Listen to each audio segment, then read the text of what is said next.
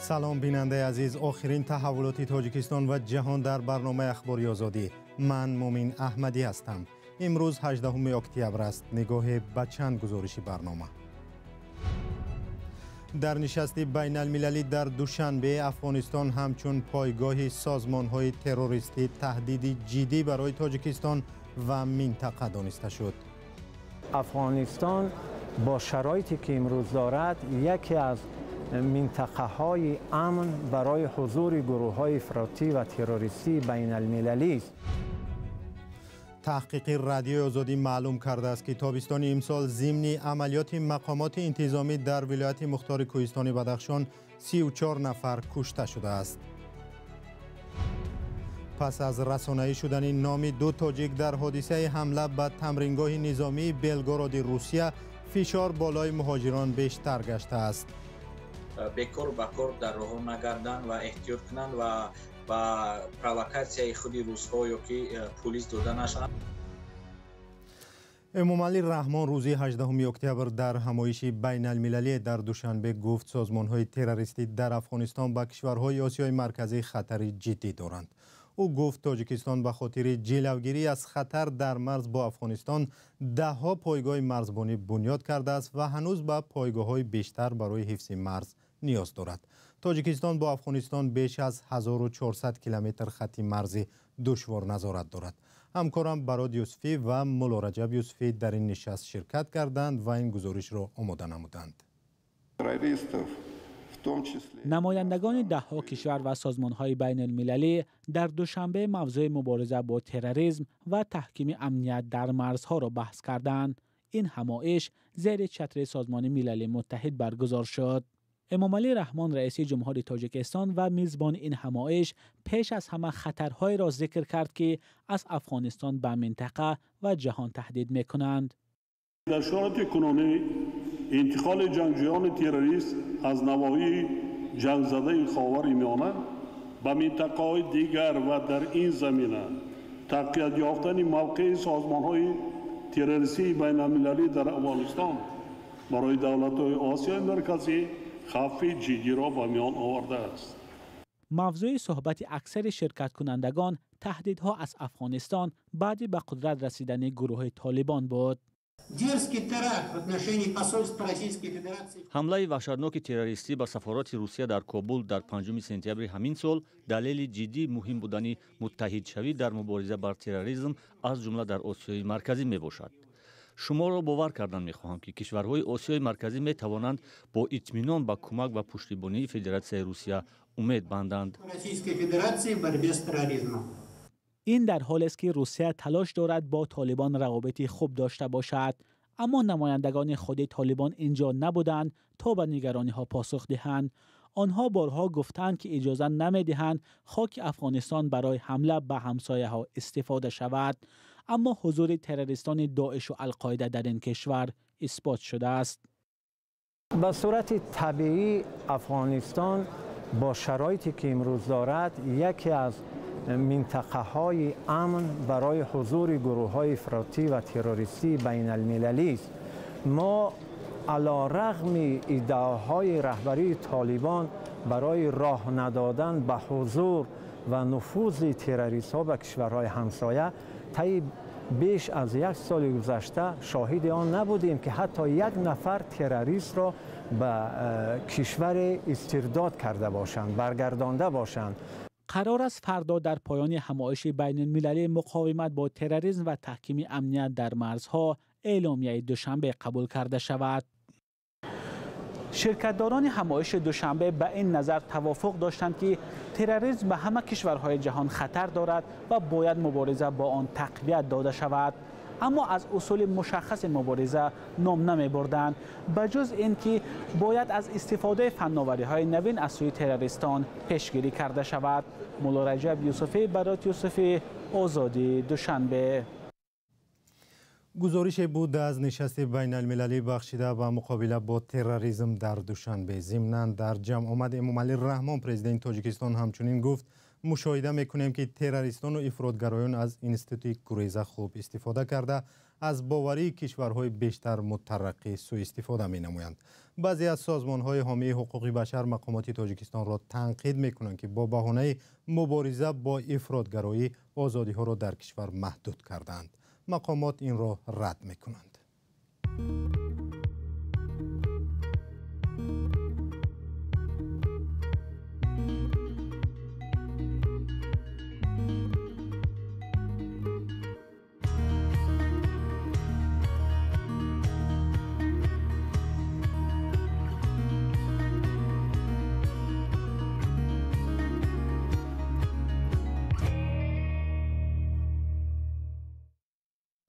رادیو آزادی امروز طرحی ویژه‌ای را با زبان‌های تاجیکی و روسی در سامانه‌اش نشر کرد که درباره بیش از 30 کشته شده در حادثه‌های بدخشان قصه می‌کند. این افراد در ماه می و در حالت‌های گوناگون جان باختند، ولی نظر مقامات و نزدیکانشان درباره آنها یکسان نیست. همکار ما در سامانه رادیو آزادی کیومرث عطا اینجاست و از او می‌پرسیم که چرا کیومرث طرح امروز نشر شد؟ سلام و سپاس عبدالمؤمن. چرا امروز؟ چون از حادثه های مرگبار در ولایت مختار کوهستان بدخشان به خصوص از آغاز عملیات به گفته مقامات ضد تروریستی در ناحیه روشان 5 ماه گذشت. رادیو آزادی البته نام کشته شده ها و داستان زندگی آنها را هنوز ماه ایول و آگوست امسال آماده کرده بود، اما به سبب آنکه آن را در یک صحیفه ویژه گرد بیاوریم واقعا بیش از 2 ماه صرف شد.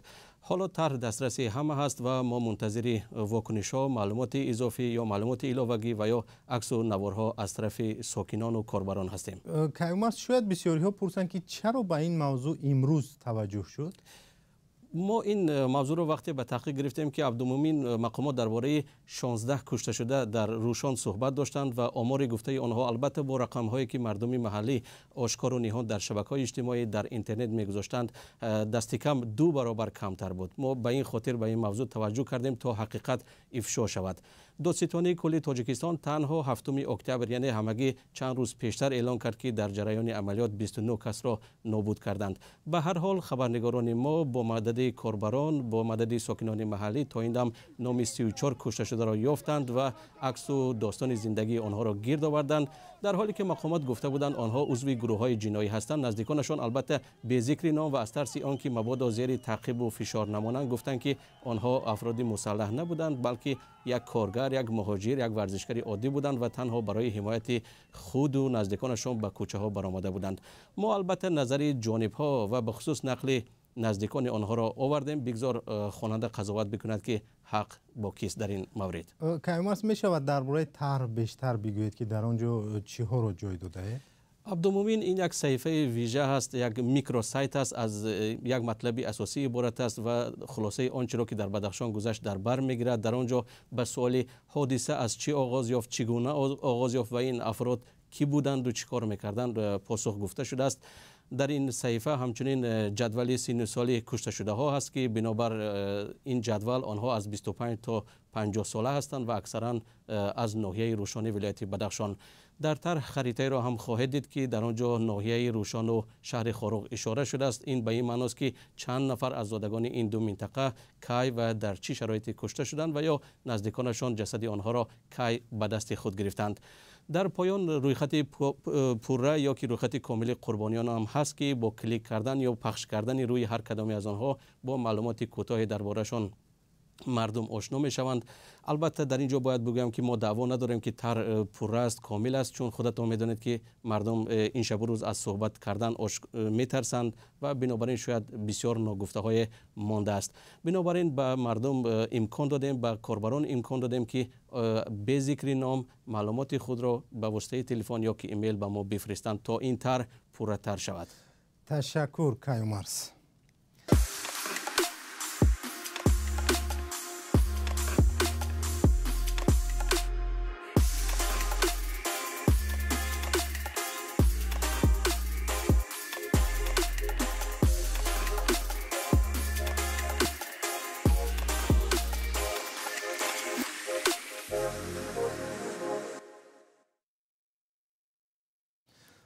پس از آن که نام 2 مهاجر تاجیک در رابطه با حمله در تمرینگاه نظامی بلگوراد روسیه رسانه‌ای شد، مهاجران میگویند تفتیش و فشار بالای آنها بیشتر شده است. همکارم زرنگیز نوروزشاه با مهاجران و تحلیلگران در این باره صحبت کرده است. برخی از مهاجران تاجیک در روسیه میگویند پس از حمله به تمرینگاه در بلگراد شهروندان تاجیکستان زیر ضربین مقامات روس قرار گرفتند. در حمله روز 15 اکتبر که 11 نفر کشته و 15 نفر زخمی شد، نام دو شهروند تاجیکستان همچون حمله‌گر رسانه‌ای گشت. حامیان حقوق حدس میزنند که بعد این ممکن است وضع مهاجران تاجیک بدتر شود. در برخی از کارخانه‌ها الکی کارفرمایان مهاجران را آگاه کردند که سندهایشان را درست کنند و به زیاد شدن تفتیش‌ها آماده باشند. مهاجران میگویند از روز 12 اکتبر تفتیش مهاجران در روسیه افزایش یافته بود. اما عزیز، یک مهاجر تاجیک گفت در 2 روز اخیر سنجش‌ها سخت‌تر شده است. من 2 روزه که میرم دارم 2 روز تومن دارم میخوام پرایر که میکنم همه داکومنتام قریب نیم ساعت من میکنم دبر زنم میبره بعد جواب نیستم. برخی از حامیان حقوق در شبکه‌های اجتماعی از مهاجران دعوت کردند که در این شب و روز احتیاطکار باشند. خبری که ما از بلگراد شنیدیم که شهروندان تاجیکستان در اینجا چند شهروند روسی رو به هلاکت رسوندن. نامعلوم که در کدام اساس شده است، ولی در اینجا حادثه ها تخمین ها زیادن. یکی از اون تخمین ها که شاید که آنها بین خود جنگ کردن، یعنی که مست بودن و این تاجیکان در قطار آنها پروندن و شاید که بعد فکر کردن که چخیل از آب خشک برآیند و این تاجیکان رو گفتی روزها کرای کردن. به هر حال به شهروندان تاجیکستان ما الکی در صفحه‌های اینترنتی هم مراجعه کردیم که بکار و بکار در راه نگردن و احتیاط کنند و با پرووکاسیای خود روس‌ها یا که پلیس داده نشوند، چون که بازی غضب روس‌ها خیلی زیاد است نسبت به شهروندان تاجیکستان. بنا به گزارش‌ها یکی از کشته شده‌ها در حادثه بلگراد مهاجر عادی تاجیک بود که شهروندی روسیه را نداشت و نباید به صف ارتش دعوت می‌شد. اما حامیان حقوق و سازمان‌های مهاجران می‌گویند حالا مهاجران کشورهای آسیای مرکزی را از راه فریب به ارتش جلب می‌کنند. تبلیغ و پیشنهادها برای سفربری به ارتش مخصوصا در مرکز مهاجرت سخر و محل جمع‌شوی مهاجران زیاد شده است. در اونجا با اونها حجت میتیان که امضا کنن. شهروندان ما که روسیه رو خوب نمیدونن تمام حجتایی که پیشنهاد میکنن برای امضا ناخوانده امضا میکنن. چندین نفر مراجعت کردن. یک نفر مراجعت کردگی بود.